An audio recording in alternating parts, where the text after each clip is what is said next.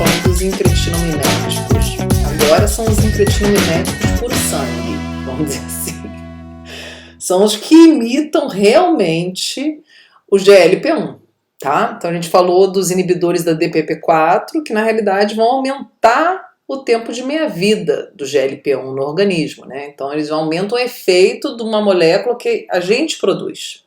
Agora a gente vai falar de moléculas que imitam o GLP-1, tá?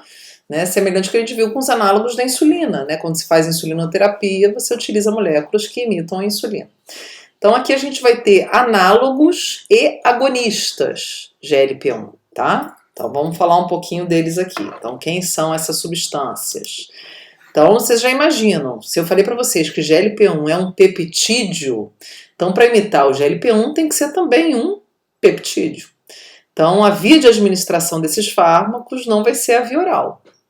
Aqui vão ser medicamentos injetáveis, tá? Utilizados por via subcutânea, da mesma forma que se utiliza a insulina, tá? Então não são antidiabéticos orais, vão ser antidiabéticos injetáveis. Então qual que é a estratégia terapêutica desses medicamentos? Gente, análogos GLP-1 e agonistas, né? Quer dizer, que se ligam ao receptor do GLP-1.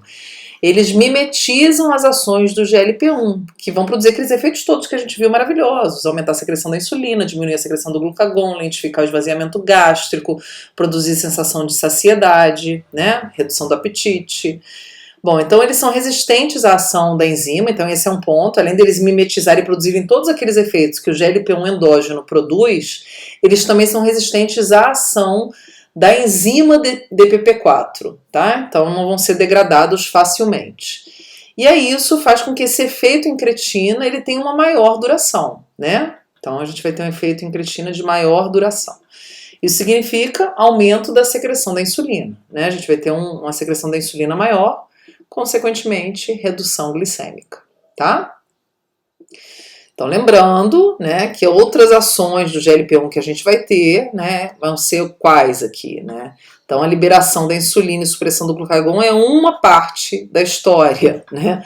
A gente vai ter a lentificação do esvaziamento gástrico, né, a desaceleração desse esvaziamento, isso é interessante, porque daí produz sensação de saciedade mais precocemente.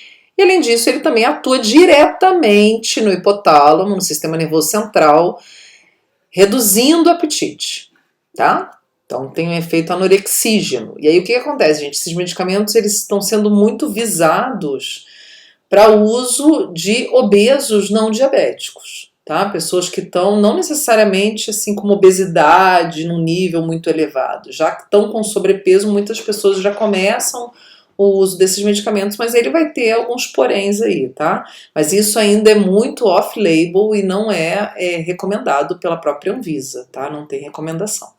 Bom, então aqui outros efeitos, ó, do GLP-1, então em cima do pâncreas, que a gente já falou, né? Estimulando célula beta, diminuindo a apoptose de célula beta, aumentando a viabilidade delas, que é o que eu comentei com vocês que a gente vê com os inibidores de DPP-4, reduzindo, lentificando o esvaziamento gástrico, produzindo redução de apetite, e alguns trabalhos mostram que apresenta também produz uma neuroproteção cerebral.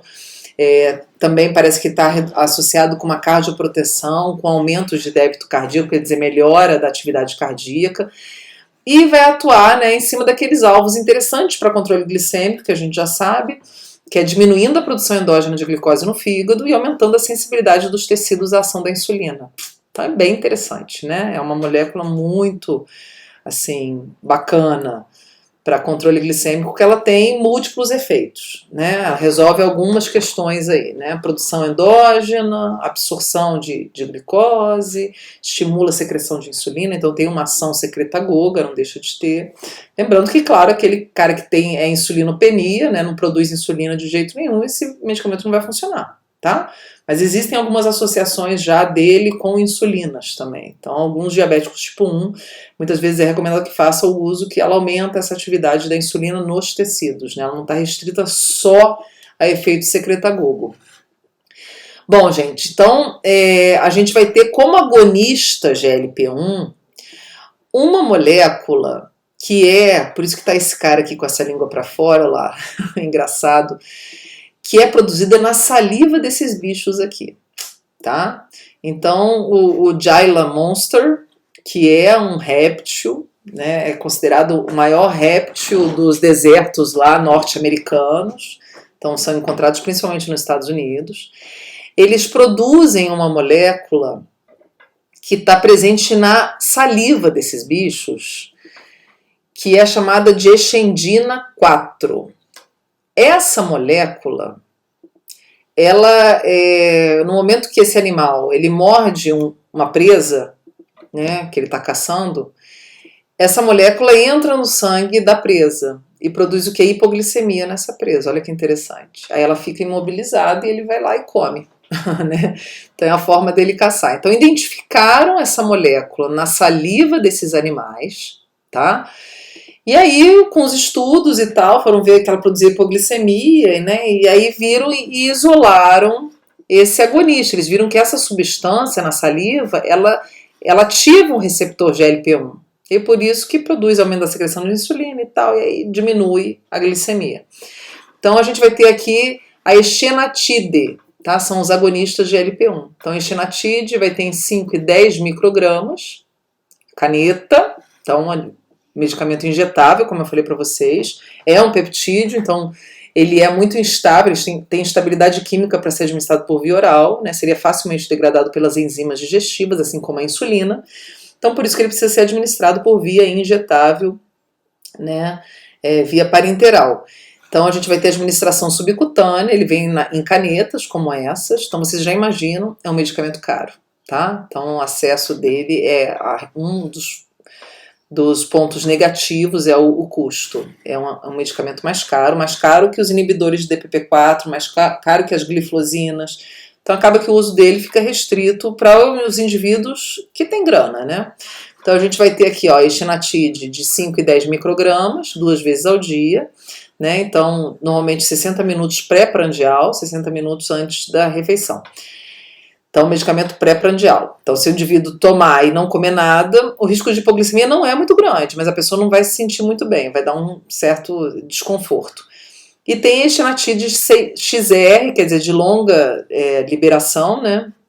Ela faz depósito, numa dosagem maior, claro, 2 miligramas, e ela vai ser administrada uma vez por semana. Então, bem bacana, né? Uma picada por semana, pronto, você resolve o problema. Então, graças ao Gila monster aí.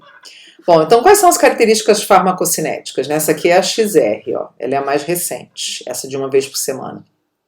Então a gente vai ter o seguinte, gente, característica farmacocinética do agonista GLP-1 exenatide, né? Que tem o nome comercial de Bieta.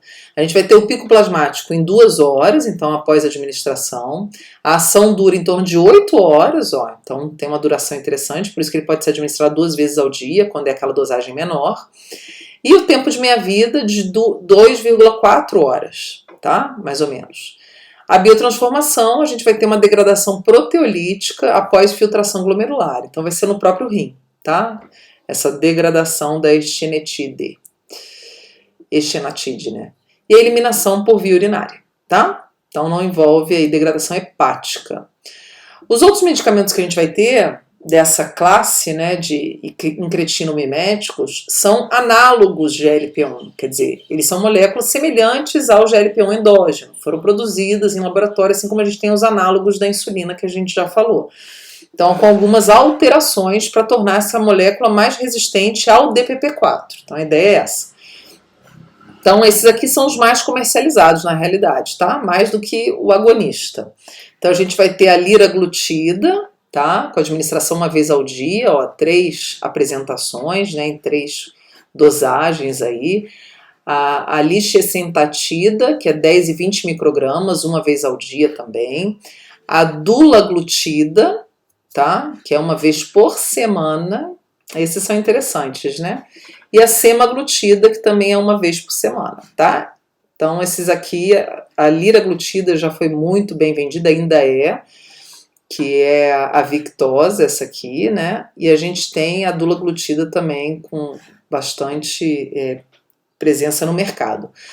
E existem formulações de associação de incretinomimético com insulinas de longa duração. Então aqui a gente tem uma insulina, ó, degludec associada com liraglutida na mesma caneta. Então A gente tem essas associações das duas classes.